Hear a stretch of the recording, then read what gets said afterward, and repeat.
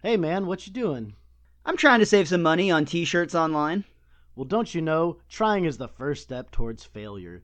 You should just go to popthreads.com right now and use the discount code Simpsons so you can save 15% on all your t-shirt orders.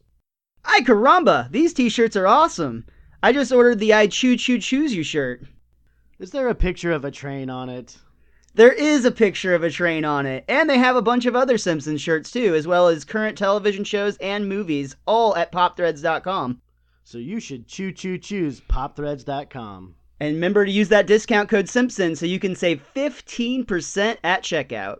That's a lot of dough! Hello again, everyone. Welcome back to the Best Darn Diddly Review Show. This is a weekly podcast for anyone who loves The Simpsons or ever has loved The Simpsons, hosted by two dudes that grew up on The Simpsons. My name is Miles, better known as Mr. Most Days Off, and this week we are bringing you the conclusion of our conversation we started last week with Dog of Death. This week we bring you Colonel Homer, which is arguably the best episode so far where there is tension between Marge and Homer, which says a lot with their marriage issues that we've seen in the past. This is a really great episode. Joining me on this conversation once again will be Richie the Whiz Kid. Go ahead and follow us both on Twitter. He is at thewiz_kid23 and I am at Mr. Most Days Off. You can also follow our show at Best Darn Diddly. That's Diddly. And without any further ado, let's get on with this podcast. Next up on the Best Darn Diddly Review Show, we've got Colonel Homer, which debuted on March 26, 1992. The chalk gag on this one was, I will not conduct my own fire drills, which basically means Bart got in trouble for pulling the fire alarms in the hallways. Can't say that never happened once or twice when I was a youth. And the couch gag is a repeat where the Simpsons fold up into the couch. We start off this episode at the Springfield Googleplex, which has like a dozen or so movies. I actually have a list of all of them in my guidebook here. Let's hear them. Let's see. The movies playing at the Googleplex in theaters 22 through 28 only. We don't have all the movies, but just those. I'll Fry Your Face 3. The Smell in Room 19. Space Mutants 6. I think that's what Bart and Lisa actually see. Yep. Honey, I Hit a School Bus. I'm sorry. Look Who's Oinking, which Homer wanted to see. The Stockholm Affair, which they actually see. And then Ernest versus the Pope. That's like the second Ernest, or maybe even the third Ernest reference we've gotten in The Simpsons. Honey, I Hit a School Bus was so bad. Hopefully it was full of kids.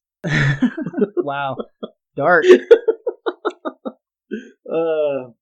The movie Look Who's Oinking is actually the first of two John Travolta movie references we'll be getting in this episode. Later on, the bar that Homer goes to was based off the bar in Urban Cowboy. And of course, Look Who's Oinking is a parody of Look Who's Talking and all of its sequels. Of John Travolta being fat. Oh, wait, sorry. Which I used to watch those movies I all the love time Look when I Who's was a kid. Talking. That was great, man. Look Who's Talking Now was actually my favorite because obviously when you're a kid and of course that's the coolest. I mean, good dog reference. So Homer has a hard time finding a parking spot though, and he finally gets to one, but it's marked compact car only, and he's like, that's just a suggestion. So he literally squeezes in, scraping on both sides, saying, "Easy, easy. How am I doing on the right there, kids?" And I have a problem with that small little segment right there.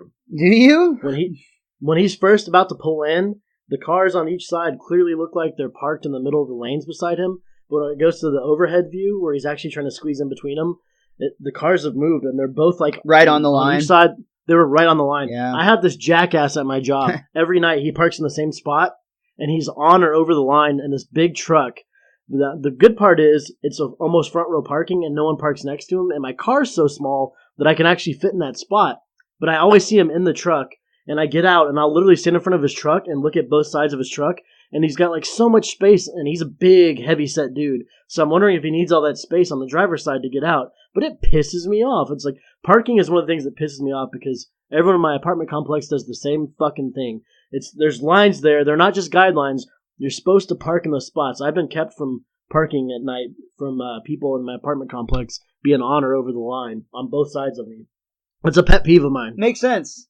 Learn how to fucking park. I also would have some questions about the physics of all this, or the dimensions of all this, because in my mind, if you are parked like literally touching another car, you wouldn't be able to climb out of the windows unless you had like a sunroof or like, a back hatch, but they just climbed out of their side windows, and that doesn't make sense to me. But Jedi powers! I guess. Was Maggie even there?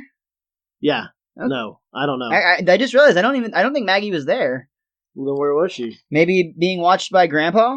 I don't think they actually said. I just don't think she was there, because you don't take babies to a fucking movie, and neither Bart nor Lisa or the parents had her, so... Well, we've been searching for Marge's talents, and we brought this up a few weeks ago on something she does, but it wasn't like that grand. Maybe Marge or Lisa has the ability of teleportation. What makes you say that? Well, if they can't get out of the car, how do they get out? Well, it showed them climbing out is the thing.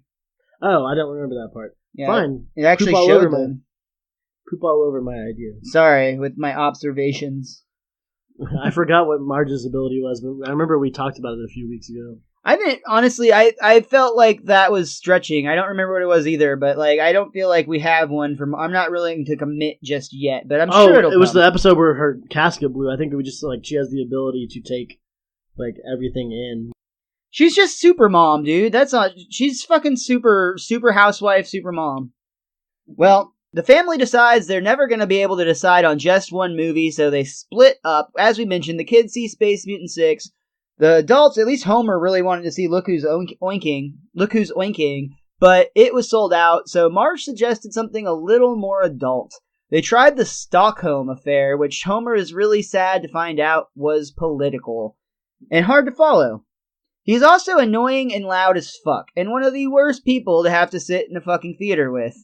He sucks on his straw, makes slurping noises, he makes a mess of his popcorn and eats it super loud. He talks, he asks questions like a child, like, what did that person just say, and what did that person just say when I asked what that person just said. If you've ever gone to a movie with a kid, you'll know exactly what I mean. The shit is super frustrating. Don't say there's so many people I know that when you sit and watch a movie, they'll literally, like, even if you're watching Netflix, they'll go, oh, who's that? Well, why is this important? And it's like something that you know will be revealed later, but they keep asking questions about it. It's like, shut the fuck up and watch. That's not just kids. That's people that are inexperienced with movies, or like sitting down and not playing on their phones or computer while they're watching movies. But I got to put this on Marge a little bit, man. Like, she knows what this movie's about clearly before going to see it. She needs to know taking Homer to a movie like that is a terrible idea. It's not her thing. Yeah, honestly, I'm usually against you on these, frankly, but I'm kind of with you there, because, yeah, you gotta, I mean, to a degree, you've gotta know a person's pattern of expectation. Like, you have to be reasonably in the same range of what the expectation should be, and a lot of times Homer is just being downright lazy, and I'm never supporting you on those, but in this case, I don't. I fight you on them. The podcast to prove it. Go back and listen to all the episodes to find out. But I won't agree with you on the lazy side of things, because that's just him being lazy. But in this case, it's not him being lazy. It's him being bored, and you can't blame him for that. Like, you should. He even said it's too complex. Like when the movie started. Right. Like yeah. I did like when the submarine popped up on screen, and he goes, "That submarine looks so fake. Look, you can see the strings. An octopus." Yeah, that was really good. Absolutely. Probably the worst thing, though, in like typical Homer fashion, like what he did to fucking Star Wars fans a few episodes back, but this time in the middle of the movie, he realizes that he read the ending to this, and he announces it for all to see. The secret code for the spy was the same as the nursery rhyme as he used to see as a kid. Everybody is fucking pissed and throwing shit at him. And he is basically sitting there being like, what? It's really obvious if you think about it.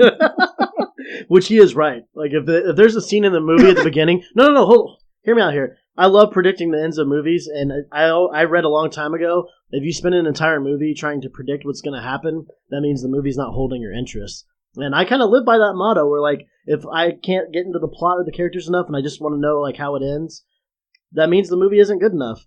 And Homer was bored, but think about it from a movie-telling standpoint. Every scene in a movie has to be important, or else it's a badly written movie. A spy movie like this, there's probably a scene where the main character is a baby or a small child early on, and either the parents or a babysitter, somebody that's also involved in the spy business, probably sings this one lullaby to them every night before they go to bed. And then through the entire movie, after that spy has grown up, no one can figure out this code that had something to do with their father or their mother. It's like you've seen this, Richie. Yeah, so of course the parents are going to make only their child able to find the secret code or whatever. So only the child would be the only one that knew the way to do it. Like, it's not that hard to fucking figure out. And if they show a scene with lullabies being sang to the kid when they're a spy, or when the parents are spy when they're little, that scene has to be important for some reason, or else there's no reason for it to be in the movie. Like, Homer's right. If you think about it, it makes sense. I'm going to argue with you a little bit, but then I'm immediately going to put my own foot in my mouth doing so, because I still think it's a super douchey thing to announce in the theater what's going to happen. I'm not arguing you on that part. I'm talking about, like, it's obvious if you think about it. Well, my foot goes in my mouth because that's coming from the guy that very clearly remembers feeling awful because he ruined the ending of the Order of the Phoenix when they were at the midnight showing, premiere. To be fair. We went to the midnight premiere of Harry Potter and the Order of the Phoenix, and we're in a big group, and we're all talking about the book, and I talk about, spoiler alert, I've learned my lesson, I don't know how you haven't read Harry Potter in 2017, but for fuck's sake, read the books. But at the end of the book, Sirius Black falls through the veil, and you're not really sure exactly what happens to him, but it seems like he's most likely dead. And I fucking ruined that for one of our friends who had not actually read the books, but I still stand by the fact that true fans go to a fucking midnight showing. What the hell was that guy doing there? It was so funny, too. That guy looked so disappointed it was right before the movie started, too. It was like as the credit scene was coming up, totally. That was a good time. That was a fun night. That was a good time. Yeah. But Marge ends up losing it at Homer, though. I mean, to be fair, a lot of the stuff that's getting thrown at him, we find out, is splashing onto her, so we can understand why she's upset. But she essentially embarrasses him and yells at him in public and tells him, nobody wants to hear your thoughts on this. And you can actually see Homer is really, really hurt by this. Very hurt. So much so that he doesn't talk at all on the way home. And Bart can see clearly that all of his anger zones are flaring, and he actually draws it on the back of his head, putting he ends up making a smiley face. It's pretty funny. Face. It was a frowny face. You're right. It was a frowny face. Angry frowny face. But he announces that he is in fact one unhappy pappy. He says to Marge, I've always carried myself with a certain quiet dignity, and tonight you stole that from me. Yeah. As Homer drives off into the night, he says he doesn't know when he'll be back, and the kids say, I guess that stress ball we got him for Christmas isn't really working. Homer sees a billboard for a place called Flaming Pete's. It's 70 miles away, but it's got a nice-looking steak on the grill, and he's gonna go get himself a meal to make himself feel better. So he's driving along, and every time, it's the classic, you see the billboards, and it's getting closer and closer and closer, and finally he's a mile away, but as he pulls up, ironically, Flaming Pete's has actually flamed straight to the ground. It's clearly burned. It's clearly been on fire, is what I'm trying to say. I think it was Moe. Copyright infringement from Flaming Moe's. Probably. So Homer drives on through the night, and we get a great sequence where he basically drives by every possible thing that could stink, and it's one thing after the other. It's a sewer plant, a skunk, a fertilizer plant, a garbage dump, a sulfur mine, and 40 miles of open sewers. He tries to hold his breath the whole way. Just to be the nail in the comment. Yeah, he keeps taking huge breaths and trying to hold it, which he's going to make himself pass out while driving. He's got to be careful with that shit. That even in Unbreakable, the one thing that killed him was drowning, dude. You can't hold your breath forever. Or can you? Well, Homer finds himself a bar to go to, and it is the Beer and Brawl. It's a country bar, to say the least, where they do not serve duff, Rich. No. But he'll take a FUD. Did you notice that there was a horse tied up outside when Homer pulled in? No. There was a horse tied to the side of the building there in one of the car spots. Just to show how country this place was. He said, ooh, a redneck bar. Yeah. One of the first lines of dialogue we see in the bar is one redneck, the other goes up and is like, I want to fight you. And the other one's like, them's fighting words. They start brawling for no reason.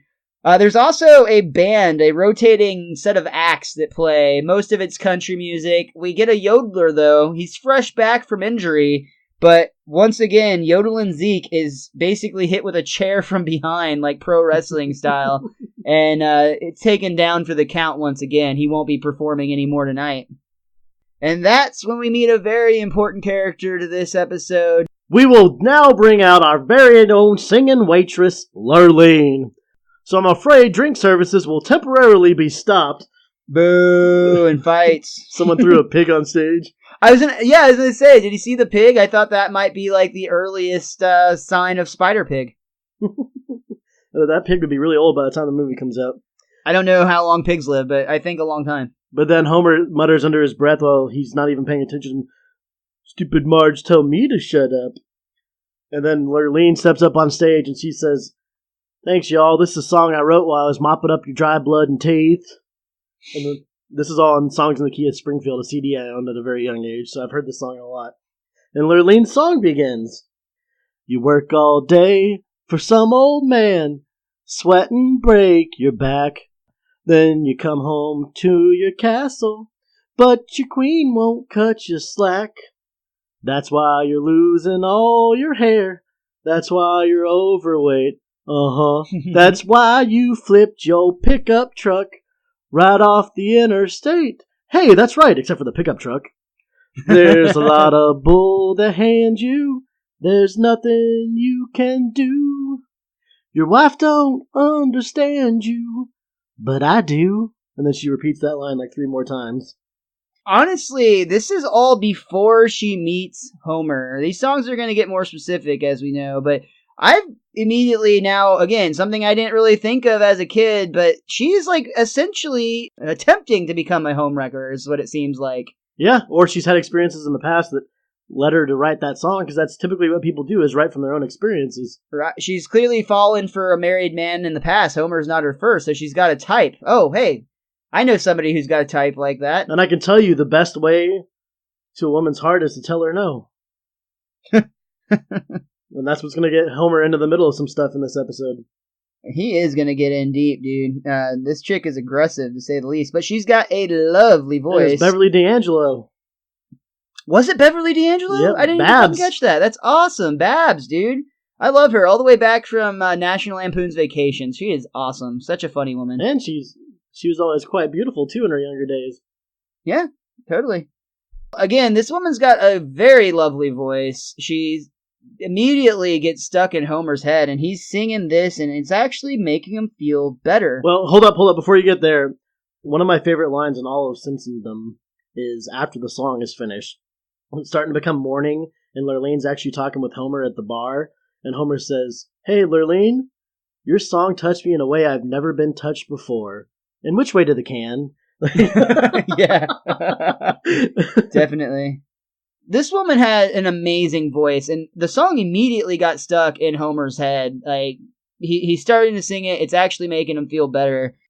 The thing about it, though, is despite the fact that this song is so clearly written about a woman who is attempting to, woo, if you will, another man, I don't think there's ever even the slightest moment that Homer has, like, the thoughts of she's into him. Like, I especially at this stage, like, this is so innocent, even though it has such big red flags. Homer is just so dense and so in love with Marge that he doesn't even see it. But that's a very dangerous trap. Yeah, and for the first, half to 2/3 of the episode, I have an issue seeing how a fight like this can be resolved. Because, like you said, Homer doesn't understand what's going on for a while. Like, how can you be mad at him when he's done nothing but be faithful, up to a certain extent? Right.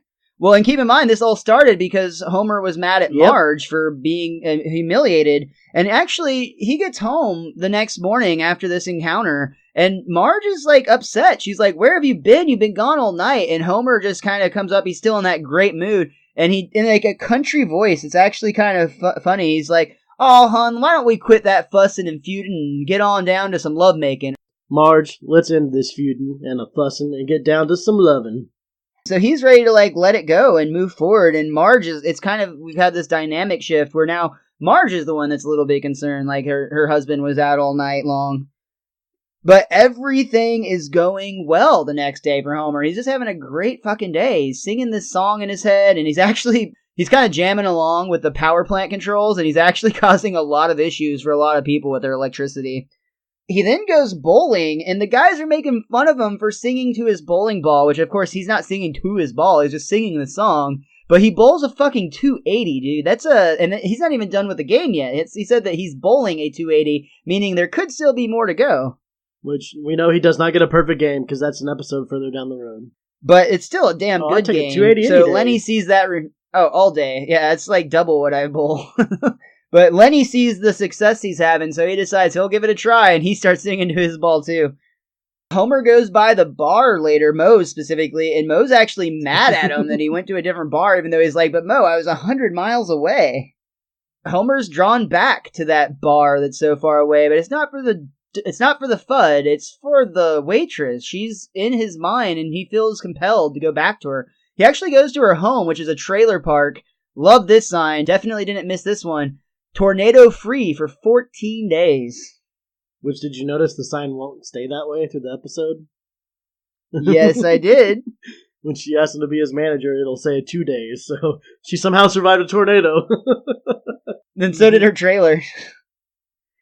It's like the lottery we talked about earlier, trailer park edition. I love that Homer actually says that he hasn't felt this way about his song since Funkytown came out. Which all you Tally fans know that's got a special place in our hearts. That's it. That's the code. No, that's the beat to Funkytown. Don't forget to bring a towel. And Homer decides he's going to take this woman to a recording booth, one of the places that used to be really popular back in the 90s. There are little shops in the mall where it was like a fancy karaoke machine, but you could actually record a music video of yourself to popular tracks, and you got to pick your background and shit like that. But a la Dean Pelton and Jeffrey Winger. Missing Kiss from a Rose. Oh, yeah, in Community, you're totally right. I forgot about that. Oh, my God, that's exactly what it is. This was a little bit earlier version of that, though, because they were just recording the CD, but almost immediately, somebody that overheard her singing was like, hey, I've got a connection at a radio station. Can I take it to them? I think they'd like to hear it. And I love Laura Lean is like, well, it's your quarter, Homer. What do you think? And he has to think about it for an absurdly long time before he's like, yeah, okay. Okay. I guess so. Marlene.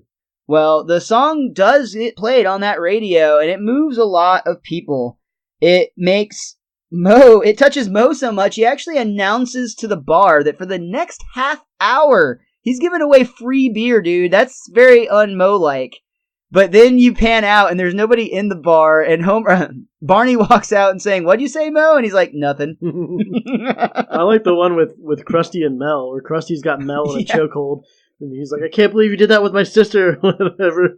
And then the song's playing, he ends up giving Mel like 50. Here's 50 bucks. Take her out somewhere nice. Which, quick bit on that, according to IMDb, that's actually the only mention ever of Krusty's sister in the entire history of the show. Honestly. Especially when we'll have episodes with Krusty's father, if she's never brought up. Right. Yeah, I'm curious to see if that holds true, because sometimes IMDb are out of date, honestly. But with 28 seasons, maybe this was written earlier, but we'll keep our eye out. It's a pet name for like a stripper or something that Krusty fancied. That's awkward. Some people are into that kind of stuff sometimes, so maybe that was just her pet name and Mel stole her from him. This song is so good that it even calmed a prison riot. I have to say, maybe the most I've ever agreed with Bart when he declares country music sucks. He says it takes away from edgy DJs who are cruel and funny. And I love that he's just upset that he doesn't get his prank calls, basically. I actually put a note that, like, I am not a fan of country music. I can't stand it. It's like the one type I don't like. We live in the heart of Texas, so it's everywhere down here. And I have not been a fan of country music since Achy Breaky Heart. I actually always have like little songs that I sing that's making fun of country songs because I feel like it doesn't take anything to write one. You know, my dog died, my tractor broke down, and my girlfriend decided to leave. But I still got half a beer in my lap, so I'm gonna be okay. Like, that's fucking country music, is it not? I'm pretty sure you just covered at least 3 different country artists right there. People can get mad at me all I want, but I'm through and through Texan, so I can say whatever the fuck I want about it. It's not as good as everyone thinks. I don't know that that's exclusively a right to a Texan, but I appreciate where you're coming from. Appreciate you. But I'm just saying, I'm not a country fan, but even Lurleen's song, like I sing that song all the time in my head because I've heard it. So it's catchy. I like it. It's super catchy, and she's got a lovely voice. Totally. Even though it's about cheating, I like it. Well, and it's funny too. Yeah, it's Simpsons, so there's that, and I do enjoy some like comical country music, I guess you could say. Like I've heard some funny things that make me laugh. There's a skeeter on my Peter. Get it off. Whack it off. Yeah. Well, Homer is spending more and more time with Lurleen, and Marge is becoming more and more jealous. At one point, Homer's kind of explaining, like, no, it's completely innocent. Like, yesterday, I just sat around in her trailer and watched her try on a few outfits.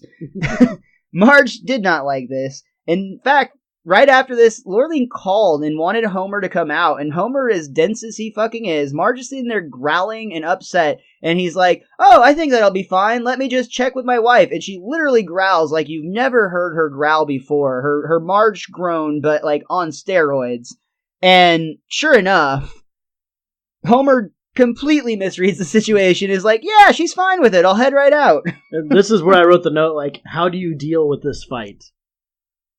Right, it's really difficult because, again, Homer doesn't know. He's just an idiot. He's not an asshole. He's not cheating. He hasn't done anything wrong, but right. except recognize that his wife is incredibly upset.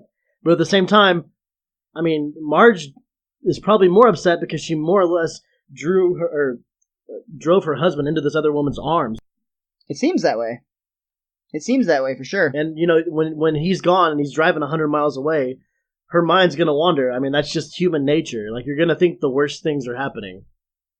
Oh, yeah, absolutely. That's exactly how the human mind works.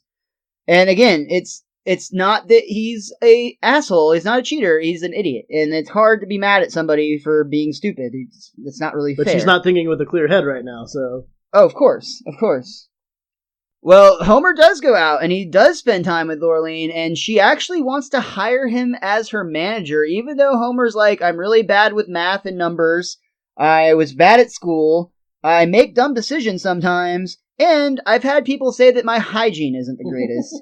She still wants to have him on as a manager, and she actually takes him out to celebrate the job with a brand new suit. I love it's like a Texan, like, cowboy-style suit. It's like the rich Texan suit with flair, Exactly. With a lot of flair. And actually, the salesman even says this is a suit where the sweat actually cleans the suit as you wear it, which would be handy.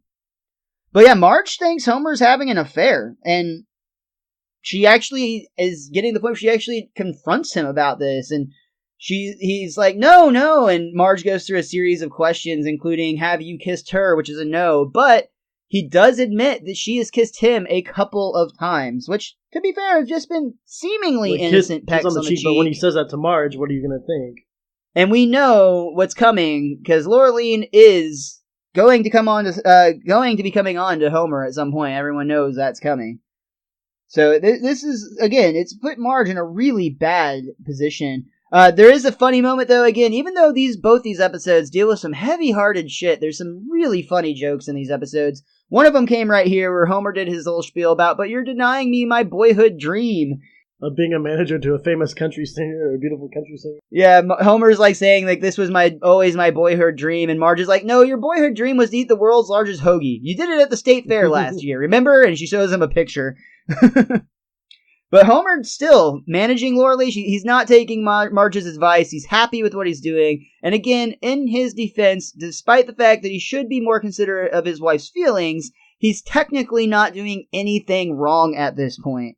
He's really working hard to take Lurleen's career to the next level. He actually takes him to a studio, and I love the guy's trying to pitch like why she should record there, and he's like, Buddy Holly stood right there where you're standing, just like you are, and he said, I'd never record in this piece of crap. In this dump, yeah. In this dump, yeah. This is where Marge now has a big reason to be upset, because Homer hands over a considerably large stack of cash to pay for this recording session. Marge is like, how much is that, Homer? And Homer assures her, it's fine, it's just our life savings. Didn't she say something along the lines of, like, I thought you said she wasn't pretty or something like that? She said, I thought you said she was overweight. Yeah, that's what it was. Like, as iconic as the last line I brought up was, this one is even more iconic of a line. Everyone says this line all the time, where Homer says, Marge, it takes two to lie. One to lie and one to listen. What does that mean? I don't have time to answer these questions. Chop, chop. Yeah, absolute classic Homer. And that's when we get the next song, which is a little more to the point. They actually record a song in the recording studio, and it basically, the lyrics are pretty obviously about Homer. It's all a baseball metaphor. All the bases were loaded on the pound of my heart when the coach called me up to the plates.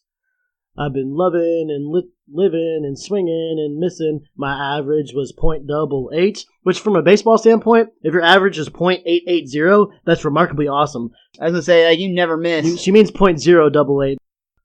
This time I'm hitting a home run. This time my love is for real. I'll slide, I'll steal, I'll sacrifice a love and fly for you. I've been slumping all season, but now I found a reason in some line I don't quite remember. I used to play the field. I used to be a loner. My season's turning round for now. I finally bagged me a homer. That's right. I finally bagged me a homer.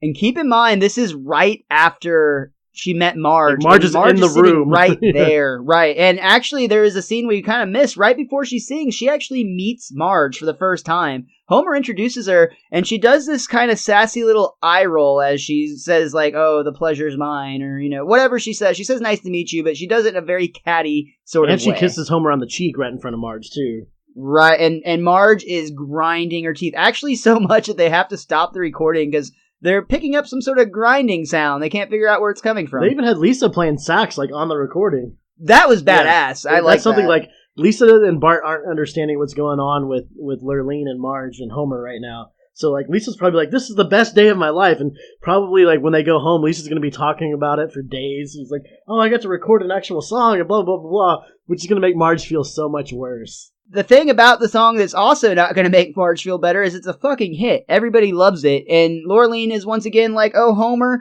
you're as smart as you are handsome. And Homer at first thinks this is an insult, but he's like, oh, you meant that as a compliment. Oh, you meant that as a compliment. Love that. But then things get real serious, dude, because they're in her trailer. Again, keeping in mind, everyone who's listening, Homer at this point is still oblivious to what's going on. But it's finally about to click when Laura Leaf sings a very personal song, acoustically just to him. And the gist of it is, won't you bunk with me tonight? And not until she actually touches Homer when she says you, and touches herself when she says me, does Homer finally see that this chick is not just in it for the business. She's down for the business. She's down for the sickness. Well, Homer is like, I need to think, and he leaves. Which, I don't know exactly what he has to think about, but that is an overwhelming situation to be in, because Lurleen is so fucking hot. No, that's the issue, because when a woman is that attractive, and she's coming on to you, it takes a lot not to go, okay, yeah, let's do it. It does. There is a breaking point, and I don't think anyone that doesn't have a penis can understand this, but the struggle is real, ladies. The penis takes over. It makes us do stupid shit. You know what I'm saying? Like, think about how awful it must be from, like, our perspective. Like, can you imagine if you had a little person that lived in your pants that anytime you got horny, it's like, hey, all the worst fucking decisions you want to make, you should do those. That's what it's like. Colonel Homer's being overtaken by Private Homer.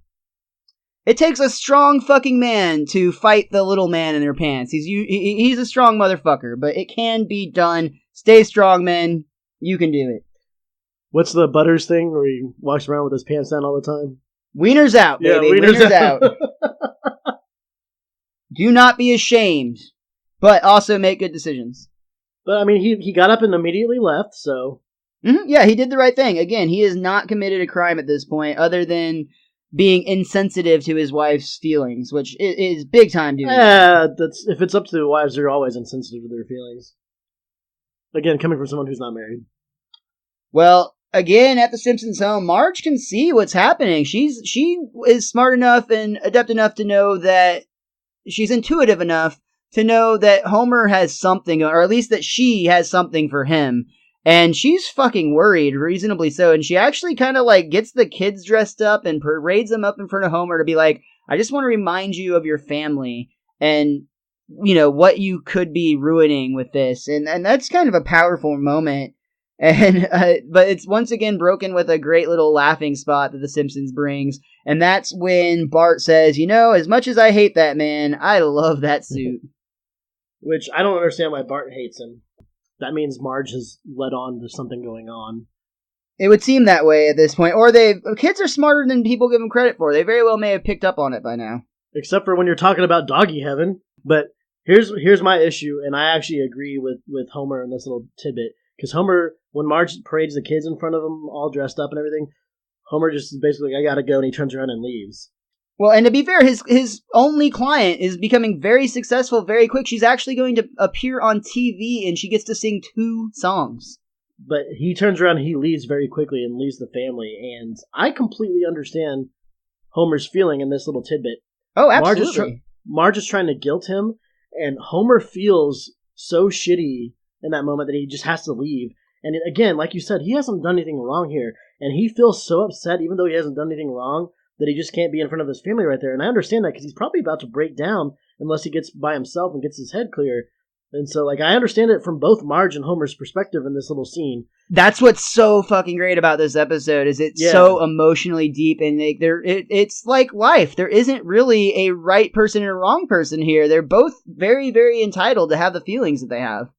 Yeah, but again, it's like Marge thinks Homer's leaving because of Lurleen, and Homer's leaving because of his family, which proves that he completely loves his family.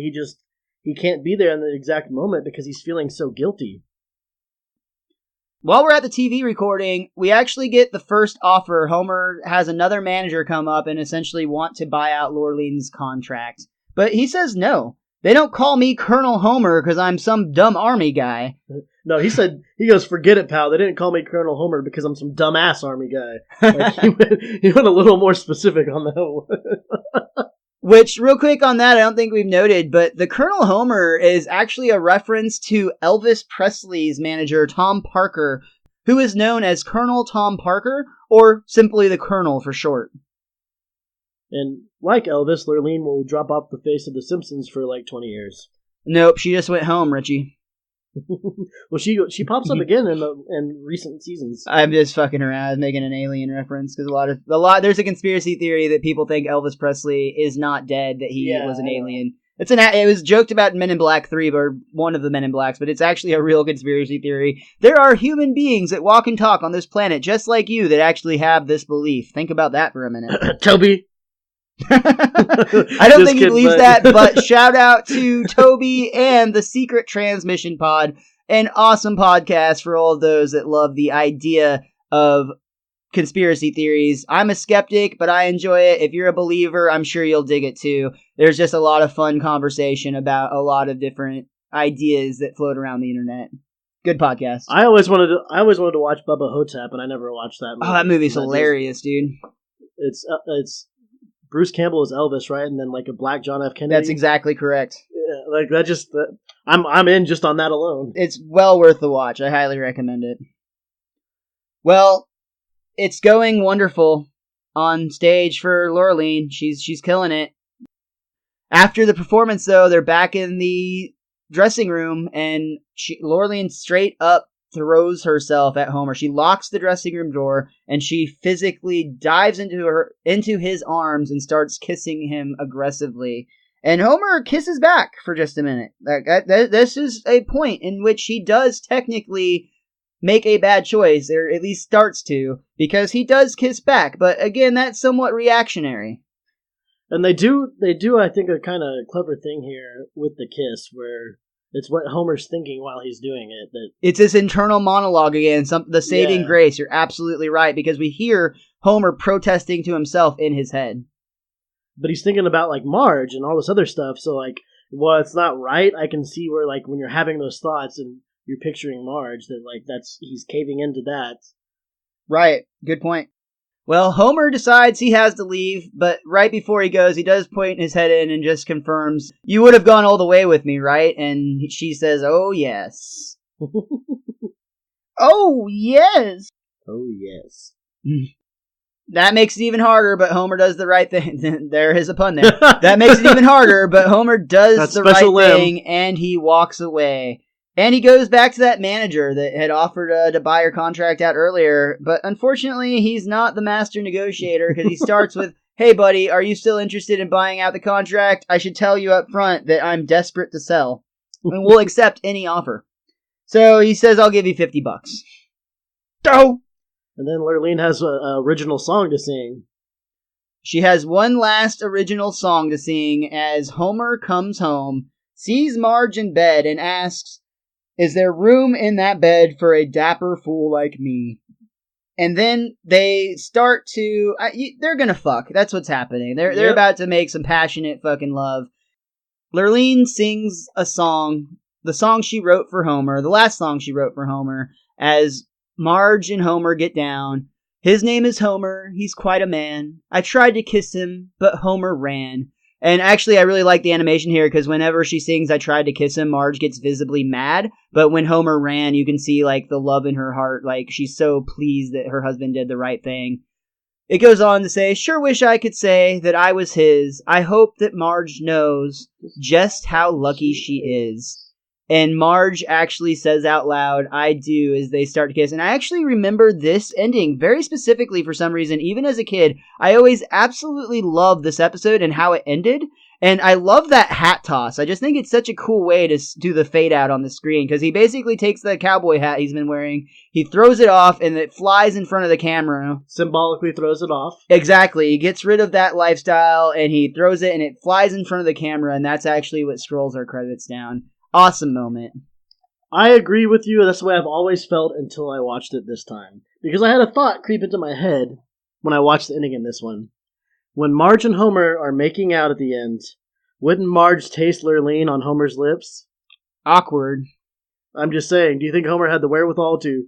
He's going to have to tell her that they kissed. Yeah, I mean, that's probably going to come up, but I think that song is going to help patch things over quite a bit, because he can say, "Hey, she kissed me and I ran. See, I got a song to prove it." I'm just saying, I think Marge would taste Lurleen. Oh, there's going to be anger. There's going to be anger. There's no doubt. I mean, hell has no fury like a woman's scorn, as they say, and that is absolutely the case. And even though Homer is like 99% innocent in this case, he's going to pay for that 1%, no doubt. So with all those animation porn sites, they'll do like Marge and Homer's friends, but why don't they ever do Marge and Lurleen Lumpkin? Dude, I'm not Googling it, but I bet it's there. I don't want to know. I bet it's there, dude. I really do. That does bring us to the end of Colonel Homer. Richie, is there anything that you or that book want to say before we get on out of here? My book wants to point out, it also pointed out that there was a horse tied up outside the beer and brawl. It also says that they sold inside Laramie High Tar cigarettes. And if you with more flavor. Do you remember Yodelin Zeke, who got hit with a chair inside the bar? I do. He was also the first guy they mentioned in the cast of Yahoo, the show that Lurleen appeared on. Along with a bunch of other country-ass bands, you're right. But like that was the same Yodelin Zeke, and he had bandages all around his head. So it showed that he was still injured from the bar chair bust. But still doing his yodeling thing. Good for him. Not going to let adversity stop that guy. And one last thing, my book says there's a movie moment, and I don't remember seeing this, but it said when entering Spittle County, the county where the bar was at, it says Homer passes a kid playing a banjo on a porch, and it was supposed to be like Deliverance. Oh, wow, I didn't catch that at all. I did not catch that. I didn't see the banjo kid. Interesting. Well, I don't have anything to say about this one either. I once again thought it was a great episode, an emotionally heavy episode with a lot of humor, a lot of levity, and that's an awesome thing that The Simpsons pulls off perfectly time and time again. So, with that said, Richie, is there anything you want to plug this week? The same darn tootin' thing. You can always follow me on Twitter. I'm at @thewiz_kid23. Tell me how much you disagree with me hating country music. It's not that I hate it, I just don't care for it. Also, while you're on Twitter, go ahead and give our show a follow. Our show's page is @bestdarndiddly. That's DIDDLY. And also follow Mr. Most Days Off on there too, so he doesn't have to plug himself all the time. It gets annoying. I did. I already plugged it once this episode, so thanks. That's great of you. Yeah, that's all I have to say. Follow us all on Twitter. We love to chat with you guys, talk The Simpsons. I talk wrestling. I talk a lot of nerdy shit, frankly. And I love talking to everyone online, so hit me up on there. Dude, we're coming very quickly to an end on Season 3. We've only got 4 episodes left. Next week, we're going to have Sideshow Bob return when we get Black Widower. I'm excited. And then, hell yeah, I am too. And we're also going to be covering the Auto Show. Oh, that's why you're excited. We'll see you next week.